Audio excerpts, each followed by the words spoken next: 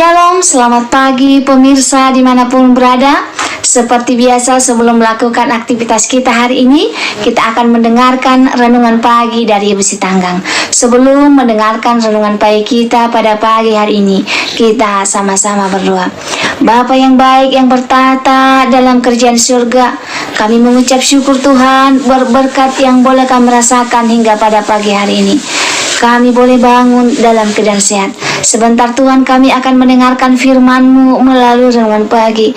Kiranya Tuhan menjamah hati dan pikiran kami, sehingga firman ini kami boleh mengerti dan kami lakukan dalam kehidupan kami. Hati umat-umat Tuhan yang mendengarkan firman-Mu pada pagi hari ini, biarlah berkat kesehatan, rezeki yang daripada-Mu boleh menjadi bagian mereka. Berkati kami Tuhan sepanjang hari ini, mohon ampun dosa pelanggaran kami, karena kami berdoa dalam nama Yesus yang menebus kami dalam dosa. Amin. Judul renungan pagi kita pada pagi hari ini, perumpamaan burung kolibri. Saudara yang diberkati Tuhan, hiduplah seorang pemuda di sebuah desa.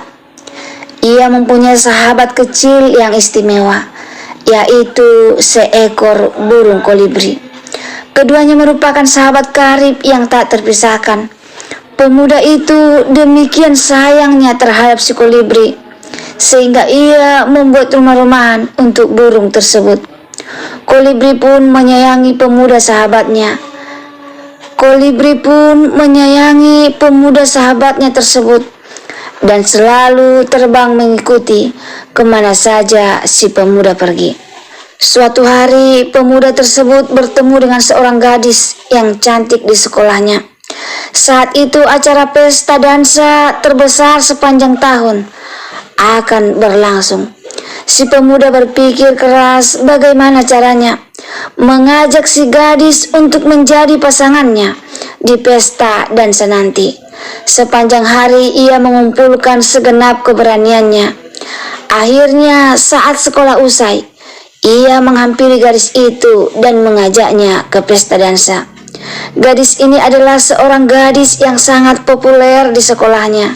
Ia merasa tidak enak bila harus terlihat bersama dengan seseorang yang sangat memperhatikannya. Namun ia tidak mau menyakiti hati pemuda tersebut. Akhirnya si gadis menemukan cara agar ia tidak perlu menjawab dengan kata-kata ya atau tidak terhadap ajakan si pemuda.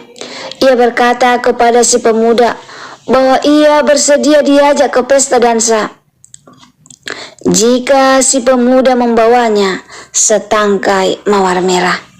Hal ini menyakitkan hati si pemuda, sebab ia tahu bahwa di desanya tidak pernah ada mawar berwarna merah. Yang ada hanya mawar putih saja. Si pemuda menggerutu sepanjang jalan menuju rumahnya. Dia tak habis pikir mengapa si gadis tidak memintanya mawar putih saja. Ada ratusan bunga mawar putih yang terhampar di halaman depan rumahnya. Ia tidak menyadari sahabatnya si burung kolibri terbang mengikutinya, sebab ia sedang menyesali nasibnya. Burung kolibri menyayanginya, sehingga ia tahu bahwa sahabatnya itu sedang dirundung masalah. Burung tersebut terbang mendekat, sementara si pemuda terus menggerutu sepanjang jalan. Jelaslah sudah bagi si kolibri bahwa sahabatnya itu sedang mengalami masalah yang amat serius. Burung itu tidak dapat beristirahat sepanjang malam. Ia memikirkan bagaimana cara menolong sahabatnya tersebut. Akhirnya saat fajar menyingsing, burung mendapatkan cara bagaimana ia dapat menolong si pemuda. Burung kolibri kecil itu terbang ke arah semak-semak mawar seraya mencari mawar putih paling besar yang batang berdurinya terletak tepat di atas bunganya. Setelah menemukannya, ia terbang menabrakkan dirinya yang kecil ke arah duri tersebut dengan segenap kekuatan sayapnya. Duri tersebut menusuk tubuhnya sedemikian rupa sehingga kesakitanlah ia.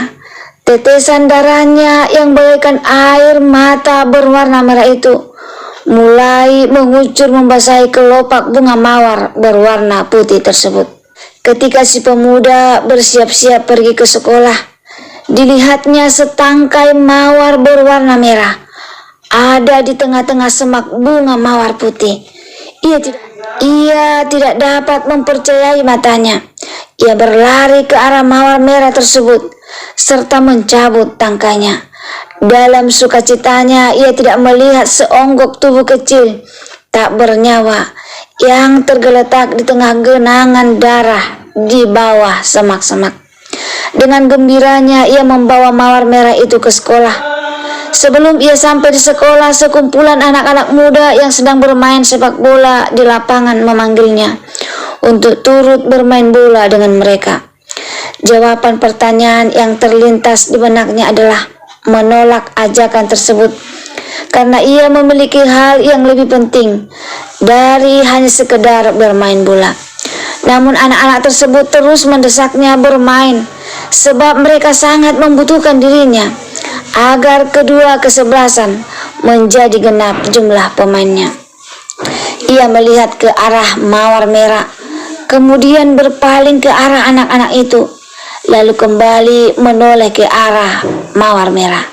Akhirnya ia berkata kepada dirinya sendiri, bukankah gadis itu toh tidak terlalu suka pergi denganku? Ia lalu membuang mawar merah tersebut dan berlari ke arah kerumunan anak-anak untuk bermain sepak bola. Saudara yang diberkati Tuhan, apa arti perumpamaan di atas? Pertama, pemuda tersebut ialah gambaran diri kita. Burung kolibri menggambarkan Yesus Kristus. Gadis itu menggambarkan kehidupan kekal. Mawar merah melambangkan pertobatan.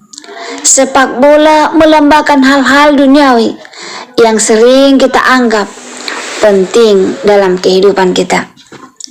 Banyak orang Kristen kurang menghargai dan memandang rendah karya keselamatan Kristus di kayu salib. Terbukti dari cara hidup yang masih sembrono, tetap saja berkompromi dengan dosa, dan terbawa arus dunia ini. Sampai kapan kita berlaku demikian? Jangan menunda-nunda waktu untuk hidup benar. Jangan menunda-nunda waktu untuk melayani Tuhan. Jangan biarkan waktu berlalu percuma dengan mengisi waktu dengan hal-hal yang fana.